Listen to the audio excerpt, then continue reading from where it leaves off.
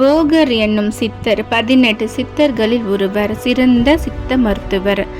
அது மட்டுமல்ல அவரது அடையாளங்கள். போக முனிவரது பெற்றோர்கள் சீன நாட்டு பெண்டிற்கு துணிகளை வெளுத்து கொடுக்கும் தொழிலை செய்தனர் என்று அகத்தியர் கூறுகிறார். போக முனிவர் சீன நாட்டில் போயாங் என்ற சீனரின் உடலில் கூடு விட்டு கூடு பாய்ந்து ஒரு சீன நாட்டவராகவே வாழ்ந்தார் என்றும் கூறப்படுகிறது.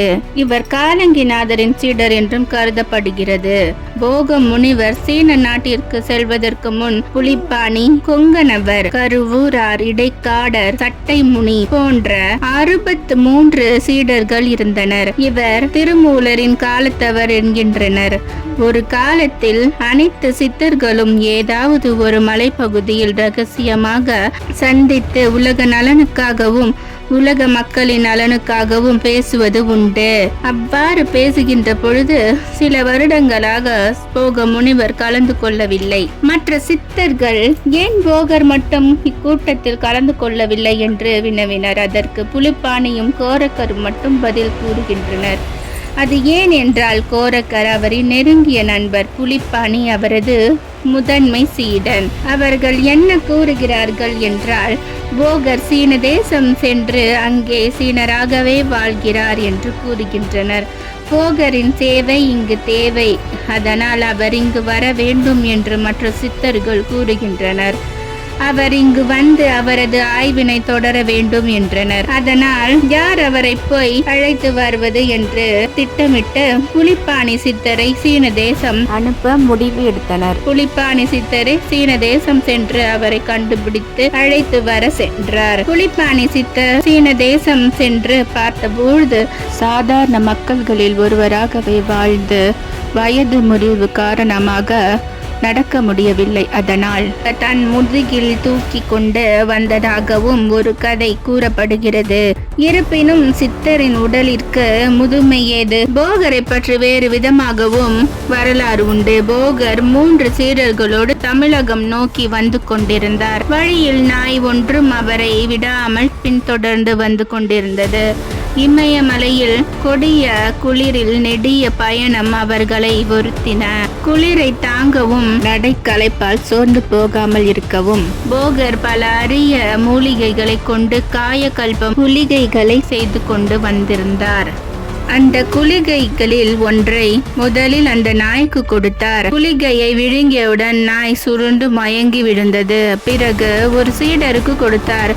அந்த சீடரும் உடனே மயங்கி விழுந்தார். மீதமுள்ள 2 கொடுத்தார். சீடர்கள் ஒருவரை ஒருவர் பார்த்து கொண்டனர். அவர்களுக்கு சாக மனம் இல்லை. குளிகைகளை விழுங்குவது போல பாசாங்கு செய்துவிட்டு மறைத்து வைத்து கொண்டனர். போக முனிவரும் ஒரு குளிகையை விழுங்கினார். அதே இடத்தில் இறந்தவர் போல விழுந்து விட்டார். சீடர்கள் குளிகைகளை வீசி எறிந்தனர். ஐயோ குருநாதரே, போய்விட்டீர்களே என்று அலறி அழுதனர்.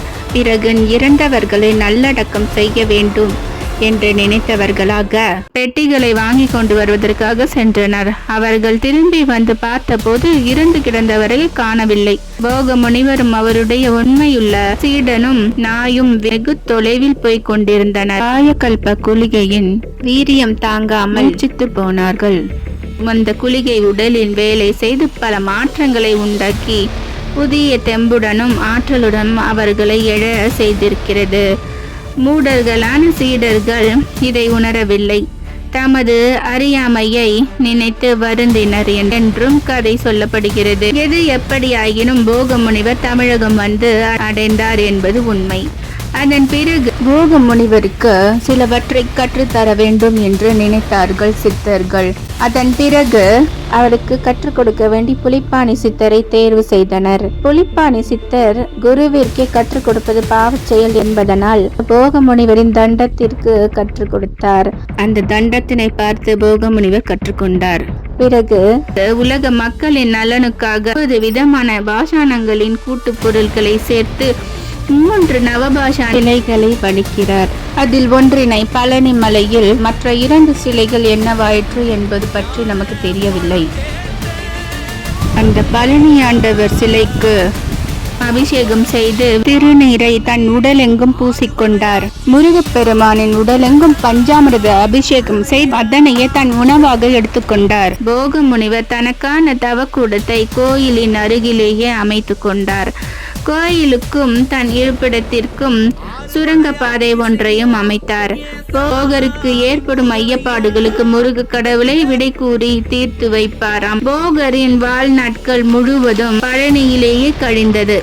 இது மட்டுமல்லாமல் போக முனிவரை பற்றி பலவிதமான கதைகள் சொல்லப்பட்டு வருகின்றன. எனது வீடியோ உங்களுக்கு பிடித்திருக்கும் என்று நம்புகிறேன். மீண்டும் அடுத்த வீடியோவில் காணலாம். நன்றி, வணக்கம்.